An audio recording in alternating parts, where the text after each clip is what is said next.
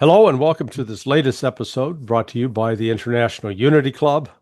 And I'm delighted to be back today to have a chance to talk with my new old friend, Alexander Babakov. Well, we both speak Spanish, so we can do it in Spanish. Hola, ¿qué tal?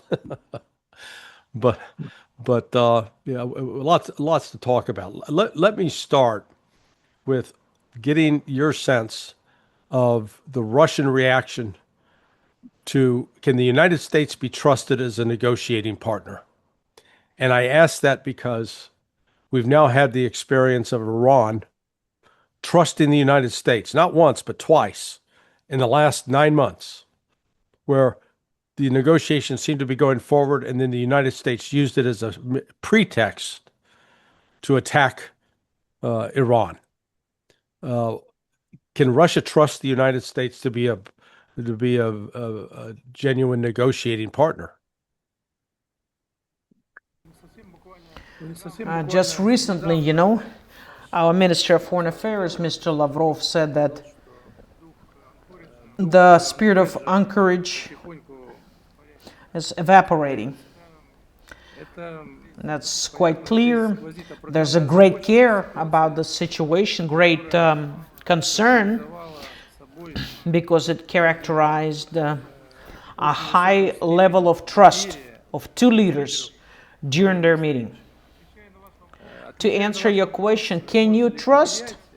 I think there is no yes or no, because there's different situations between Iran and America and Russia and America, but we cannot ignore the fact that not fulfilling the obligations that you took as your responsibility, using negotiation process, what's around it, as slowing down or involvement this or that country into the process where one country knows what it wants and the other country is being cheated. Of course, it's not right.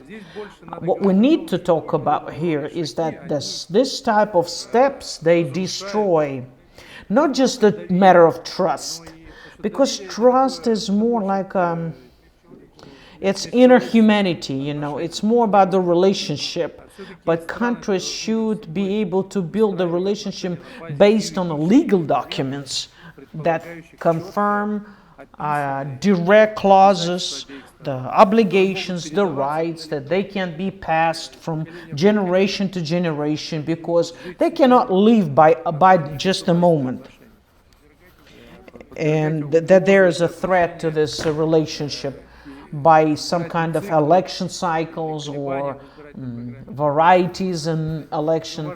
That means you don't respect yourself, neither do you respect next generation after yourself. So negotiations you can leave on the table, but looks like that we would have to more in a harsh way, a more exact way, discuss what will happen if you don't fulfill the obligations, and working on the new systems of control where the obligations have to be fulfilled.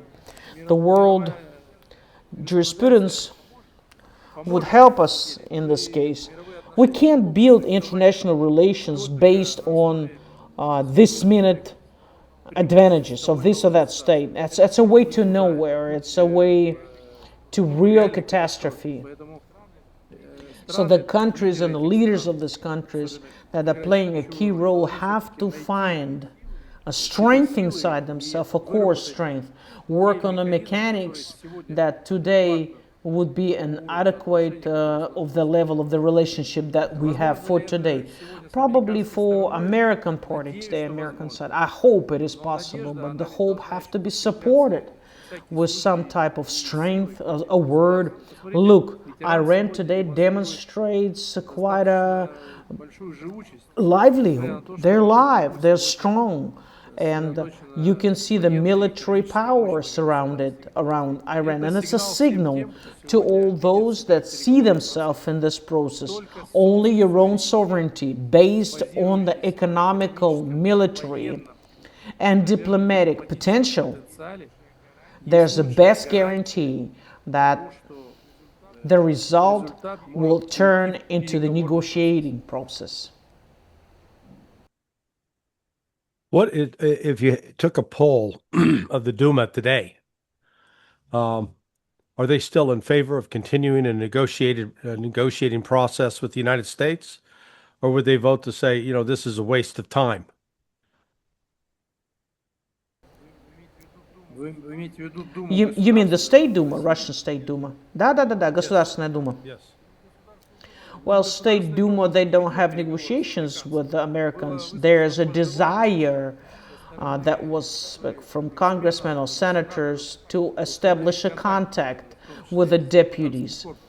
But as I understand right now, nothing moved. It was just a desire, just a direction. We have a foreign policy that has given to the president and Ministry of Foreign Affairs. We, as a State Duma, we cover the legal part. That we cover the legal paperwork, what happens on the field. But though we have our own segment of the foreign affairs, like inter-parliament relations, it adds to the total policies, but the trend or the movement or the major objectives are given by the president. So here we support him fully. We are here.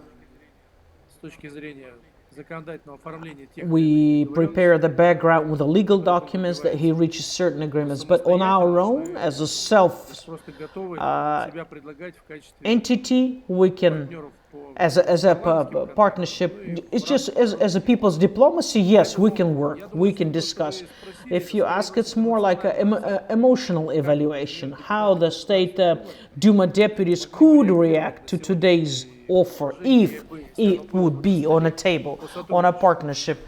But I can't say for all the deputies, but I can say for myself, definitely, just to have negotiations for a talk, they will not fit any side, any party. But if we understand key issues clearly, we understand the root cause and the reasons why the problems are arising, and there's a discussion to remove the root cause, serious discussion, then it would be a conversation. But just to have a chit chat,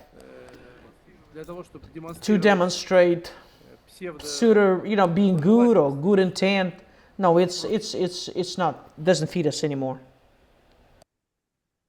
Well, as I look at the actions of the United States, I cannot point to one single thing that the United States has done since the meeting in Anchorage last August, in which it's made some, let's call it a gesture of conciliation.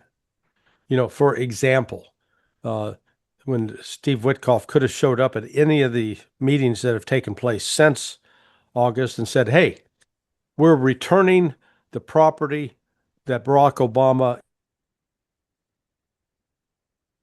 we're returning your assets to. They haven't done that.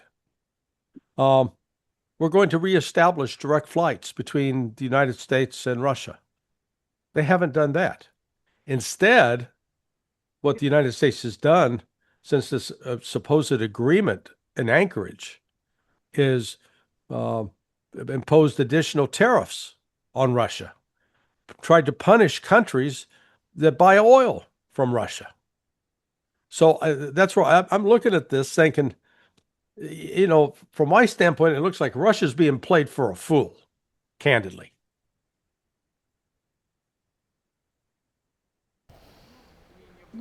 I don't think they fooled, because we were ready for that. What you said is a demonstration of, are you ready to negotiate? Are you ready for certain activities? You have noticed correctly that what they said and the steps. Of course, there's a difference between what they said and what they've done. To return the property, the diplomatic property, that's a normal gesture of the country that would want to restore relationship, at least working relationship, not friendship, not brotherhood, but the necessary working relations for the specialists, between the specialists that have the competency to solve foreign policy questions. But what you have followed with, that's an important aspect.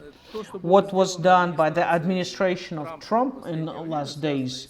Sanctions, confirmations, spreading out, and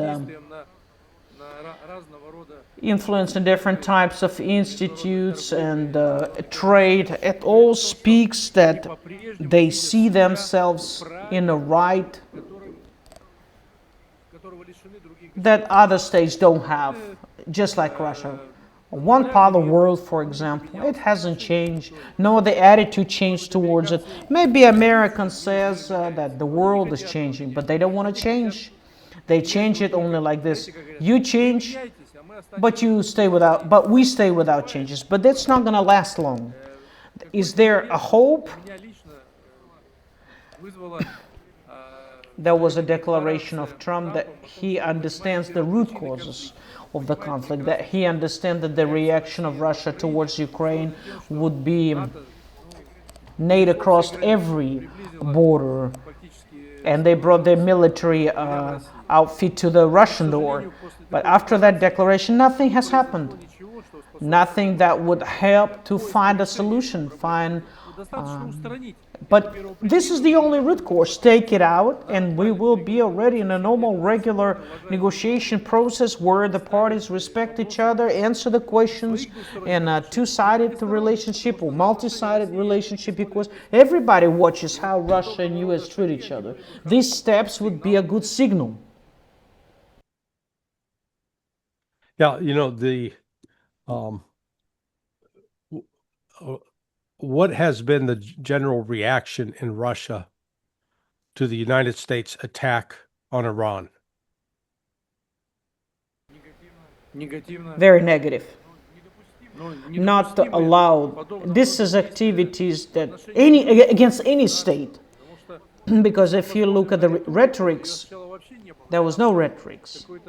It was a bit different. And today we see that was placed as a major reasons is to change Iran for Ukraine, and everything would be clear. You can't deal like that. You can't behave like that.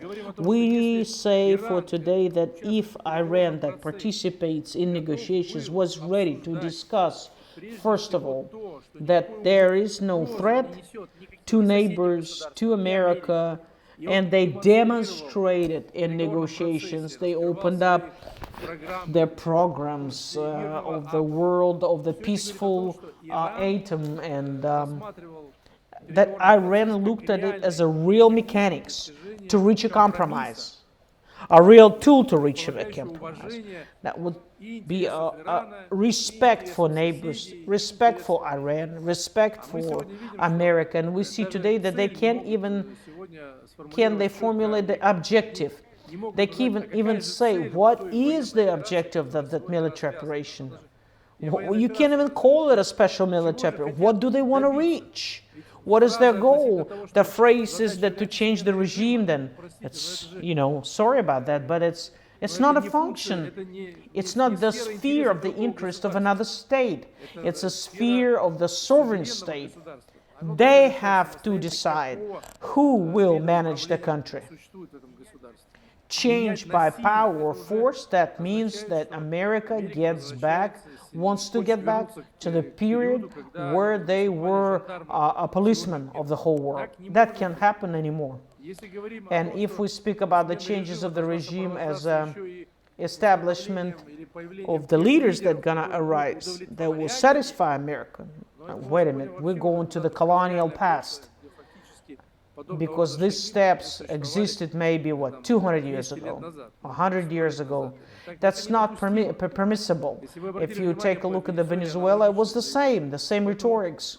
So I am sure that these activities have to have evaluation as a judgment of this activity. And it's very sad that at this background, Europe and others, they support such activities. I wanted to ask the question, do they look at the situation where against them, any other state, not just America, with the same rhetorics, would be starting the same activities? How do you think they would treat? If they think it's normal, then they're going to sow what they reap. I mean, they're going to reap what they sow. They need to get ready for that. I think the latest actions of the United States explain why the Russians came up with the joke. My understanding is that the joke was, why is it that the Hollywood is always making movies about alien invaders attacking the United States? And the answer is because the aliens are coming to save the world from the United States. And what we're seeing here, Yes, exactly so.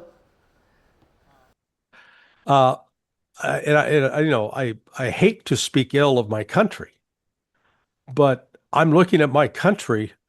We're like a serial murderer. We are a criminal that is unwilling to change. We're and this latest this latest attack on Iran is one more illustration that we're actually so beholden and are under the control of the Zionists in Israel that we've lost our way. Just think of it in this last week, the United States is responsible for the deaths of more children in 1 week than Russia has killed accidentally in Ukraine over 15 years. I mean, it's outrageous. And, at some point, the world's going to have to come together and, in my view, and treat the United States like a pariah. That you've got to stop dealing with us. We need to be isolated until we come to our senses. Interested in your thoughts on that. You know, the worst thing is what you say. You speak about dangerous and horrible things. Truly, when you take a separate individual or country, more than that country, maybe by the head of the political leadership, stops understanding and that these activities are not permissible at any circumstance, not to any country, any individuals. Nobody has a right to take care of somebody's life, to kill, to destroy. That's not what they do. They continue to do that, and they continue to have propaganda about these activities and claim that the sovereign state of America needs that. So the interest of America as a state is higher than the life of many, many, many people that live in and citizens in different countries, as we see in Iran, Venezuela, and recently look at Gaza, what took place in Gaza, coming out from what Israel did, the Israel leadership, the active support of the American weapons. We see that the life of the person depends on the interest of another state. It's not permissible, and that means that people don't understand the meaning of the human life, but all their activity directed that they see the first and a second sort of people that live in this world. It's the way to nowhere. We've seen it in 1945. The whole world said stop. There is no way that you can divide humanity to first class, second class, third class. Everybody is equal, and they have a right for the existence, for livelihood, and we have to respect that. And you can't ignore it. So all these separate states where these activities would provoke opposition, not just at the level of ideology, politics. The boomerang will return. It just when and with what strength, but it's not permissible. Do you think there is an appreciation and understanding within not just with President Putin, but within the entirety of Russian leadership? Do you understand that the United States' intent is to destroy Russia? That whatever is outwardly said diplomatically, that what the United States is working to do is to subvert and destroy Russia. And the 10-year war with the Chechens, that was funded and incited by the United States. And then, what's going on in Armenia right now. The CIA's got one of the largest stations, of CIA personnel in the world in Armenia. I mean, it's a country of what, 2 to 3 million people, for God's sake. There's no need for that size of U.S. diplomatic presence unless what they're working on is trying to recruit groups, individuals within both Russia and Iran to carry out subversive activity. I guess, do you guys realize that this is what's going on?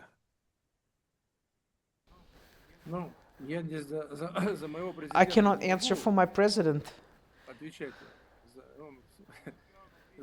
He will answer for himself. I am sure he can do it. He's got the answer. But I can tell you my personal reaction.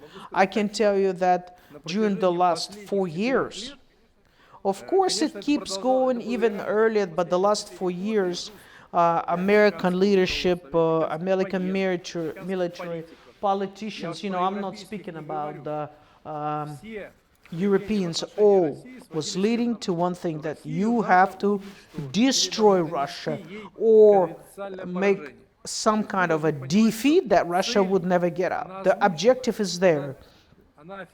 Officially, it is spoken about by the leadership of these countries that to destroy Russia, it's the objective. It's the goal. So I can tell you my personal attitude is that if in 4 years this is all I hear and no other rhetorics, that means that people that wanted to kill us 4 years ago, they still want to do that today. And they have to change their rhetorics. That Russia, they also see the success that Russia demonstrates. But this is a must reaction. And the rhetorics is not changing because they find out the truth suddenly, that they have to treat Russia. But now they have to count that in, make a pause, and they have to find peace with Russia. They have to build a relationship, but not to cover the self-respect, equalship, or find a way to have a pause, put up some more resources, get back to the politics to destroy Russia. If it is clear for me, that means our leadership sees that too. How they would react, I don't know, but we trust them. And I can say that I don't see that the Western politicians are ready to change the rhetoric, but they don't want to change the activities. That without Russia, without China, that every right has a sovereignty, and out of that you can only build a relationship, whether you like it or not. What is looking at the relationship that now exists between Russia and China? Think back 5 years ago, before the start of the special military operation. Did you believe back then that the relationship between Russia and China would be what it is today in terms of a very strong, vibrant, multifaceted relationship? Is this caught you by surprise, or did you anticipate that this is what would happen? I don't think I was expecting at that level.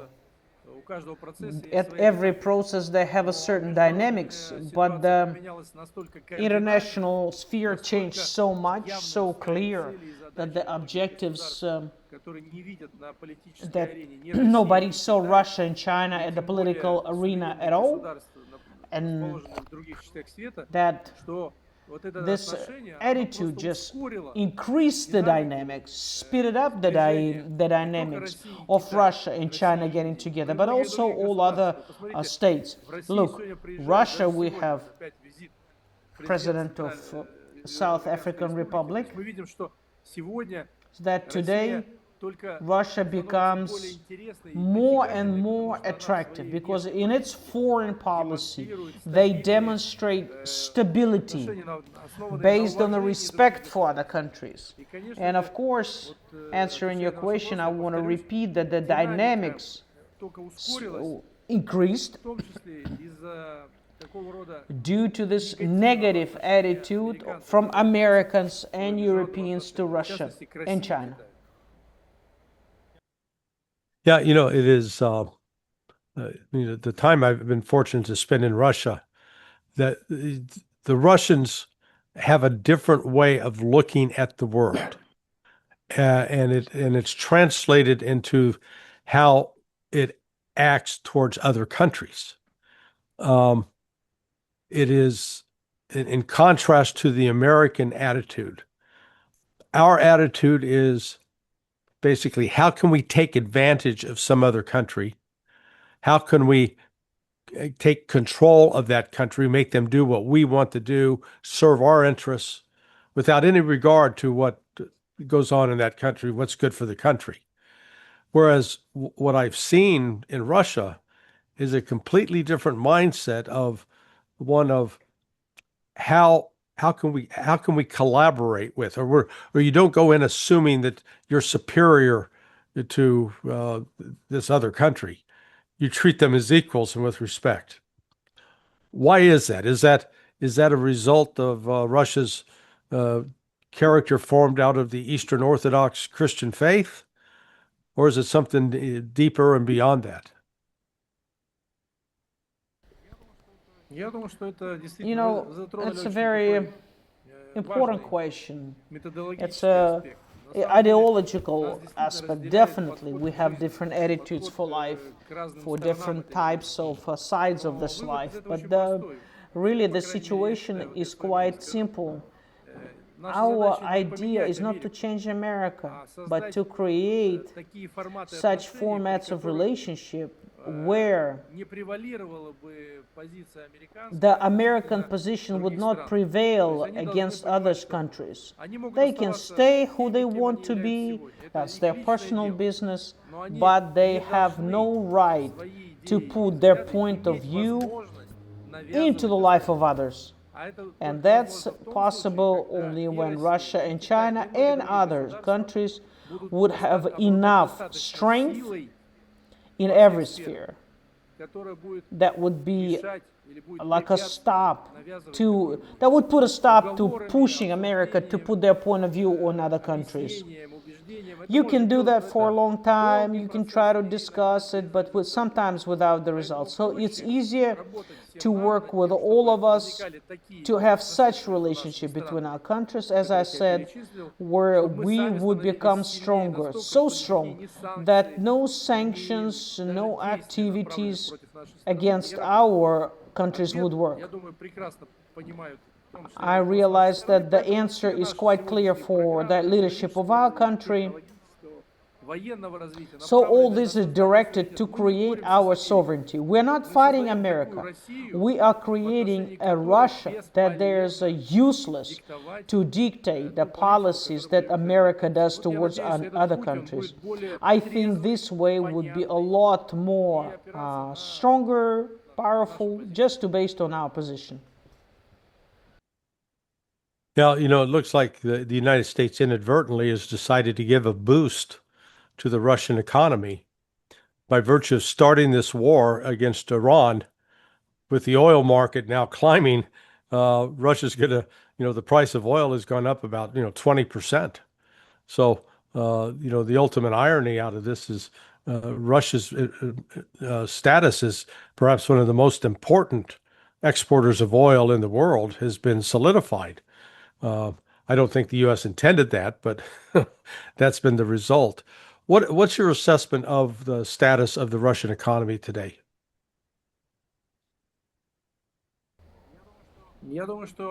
I think that because of what the West has done last 4 years, Russian economy became so much stronger because we have stopped counting on not just on help, but on partnership with other states. that a lot of questions would be solved due to those things. We found out that all economical questions could be solved inside of our country. That has changed the mindset of people. It's not just a relationship, the mindset has changed. So today, practically, we don't have people left at sovereign state as a sovereign economy. So we're very thankful to Europeans and Americans that explain to everybody that it's better to be sovereign rather than to be friends with America. Don't count on American help and support. Another thing is that we have seen today that everything that the leading countries have, Russia can do the same. We have great solutions in the technologies in different directions. We have different attitude for science and healthcare. We see today that there are no problems or limits to the development. That's because of this economical aggressive policies from United States to prohibit to pay in dollars, prohibit to use international system in USD. What did it bring to? Now we have more instruments, we have more mechanics. Majority of people, if you ask them today, is the dollar only currency? They say no. And that's because of Americans, they've done it themselves.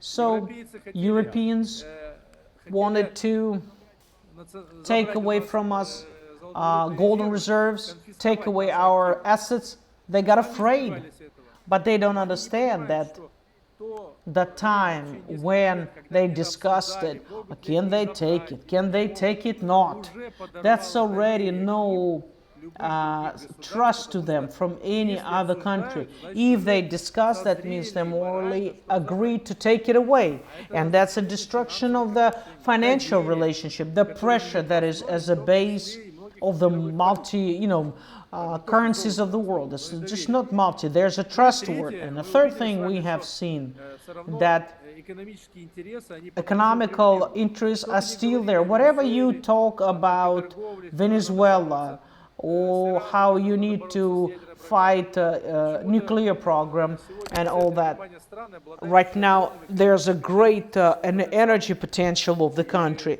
and there's an answer that maybe America wants to increase its presence in these spheres.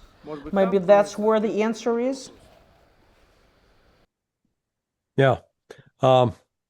We're entering both, I guess, a period of great danger, I think, going forward as this war in Iran, I think, is going to expand. Because the United States and Israel both miscalculated on their ability to drive events to achieve a particular outcome. Let me leave you with this last question.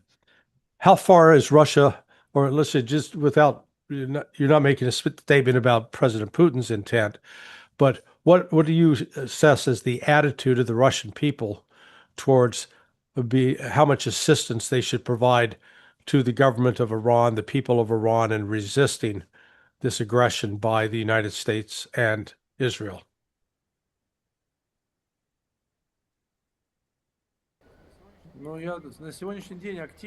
It's active diplomatic work. It's an active position on building all those institutes, international institutes, that have these questions, and then of course consolidation of those countries. Natalie, I'm not hearing anything. This is a consolidation. They help the Iranian people, Iranian nations, as the country that uses the force. They understand only the force, so you have to be ready. And our objective is to demonstrate this strength, because this strength could be military, economical, diplomatic, And the summary of all those factors have to show to America, first of all, and to the whole world that the world is able to stop this activity. That is highly important, that it's not allowed to have one-side actions that destroy and kill people, thousands of people, in the name of not even objective that there is. It's not allowed, it's not permissible.